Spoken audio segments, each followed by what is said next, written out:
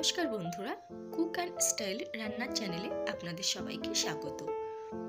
আমি আজকে দেখাবো কিভাবে আপনারা বাড়িতেই খুব সহজে ঝরঝরে বাসন্তী পোলাও তৈরি করতে পারেন। এখানে নিয়ে নিয়েছি 1 বাটি বাসমতি রাইস। চাল ধুয়ে নেওয়ার জন্য অন্য আরেকটা পাত্রে ট্রান্সফার করে নিতে হবে।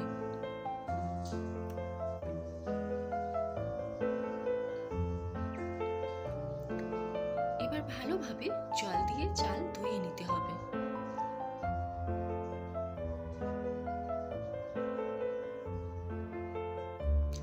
চাল ধোয়া হয়ে গেলে চাল থেকে জল ঝরিয়ে নিতে হবে, যাতে চালে কোনো জল না থাকে সেদিকটা খেয়াল রাখতে হবে।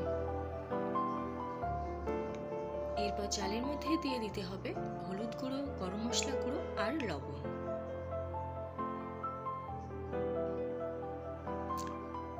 এরপর দিতে হবে চিনি। এবারে চালের মধ্যে দিয়ে দিব ঘি।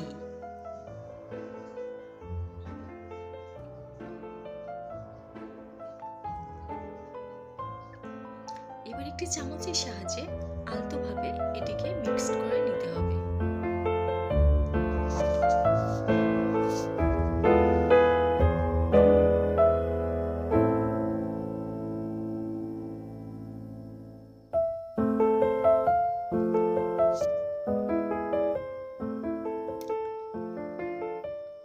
এরপর একটি কড়াই নিয়ে এর মধ্যে দিয়ে দিতে হবে ঘি। ঘিয়ের পরিবর্তে আপনারা সাদা তেলও ব্যবহার করতে পারেন। এরপর কাজু এবং কিশমিশ ভাজা করে তুলে নিতে হবে।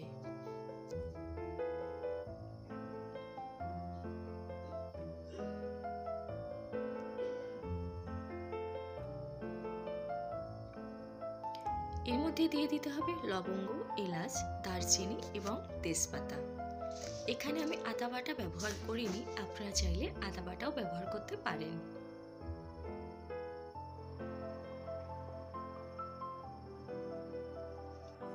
এবার কড়াইয়ের মধ্যে দিয়ে দিচ্ছি আগে থেকে রেডি করে রাখা বাসমতি চাল।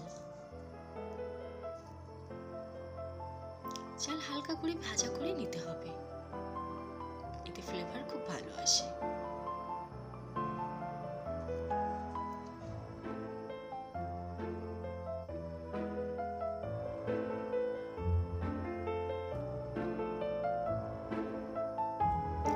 এর মধ্যে দিয়ে দিচ্ছি ভাজা করে রাখা কাজু এবং কিশমিশ।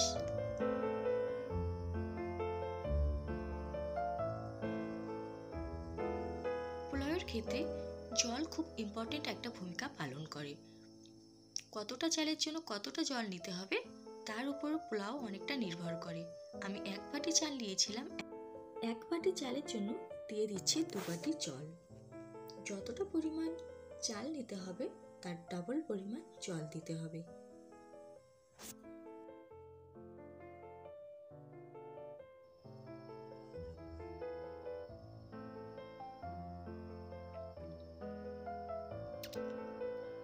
ঝালের জন্য কাঁচা লঙ্কা।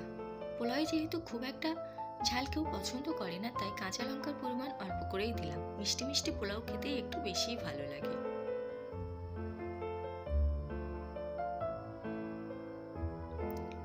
এরপর ঢাকা দিয়ে 10 থেকে 12 মিনিট ফুটিয়ে নিতে হবে। প্রথমে হাই ফ্লেমে ফুটে উঠলে তারপর ফ্লেম লো করে দিতে হবে। 10 থেকে 12 মিনিট পর ঢাকনা খুলে নাড়াচাড়া করে আবার ঢাকনা বন্ধ করে 5 থেকে 7 মিনিটের জন্য ফুটিয়ে নিতে হবে লো ফ্লেমে।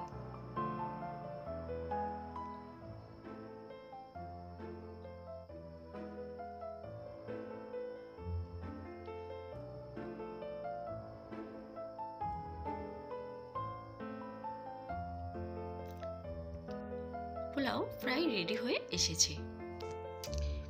দেখুন কি সুন্দর ঝরঝরে ভাত হয়েছে। ভাতগুলো কাদা হয়ে যায়নি, আবার একটার সাথে আরেকটা লেগেও যায়নি এবং গোটা গোটাও আছে।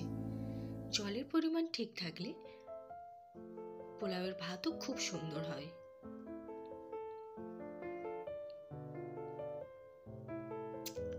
এরপর উপর থেকে সামান্য পরিমাণ ঘি ছড়িয়ে দিয়ে কিছুক্ষণ ঢেকে রাখতে হবে। এতে ফ্লেভার এবং টেস্ট দুটোই খুব ভালো আসে। এবার একদম রেডি হয়ে গেছে পোলাও। এটি আপনারা নিরামিষ এবং আমিষ যে কোনো রকম খাবারের সাথেই পরিবেশন করতে পারেন। নিরামিষ দিনেও বানিয়ে নিতে পারেন, আবার চিকেন বা মাটনের সাথেও পরিবেশন করতে পারেন। ভিডিওটি কেমন লাগলো অবশ্যই জানাবেন, আর ভালো লাগলে সাবস্ক্রাইব করবেন।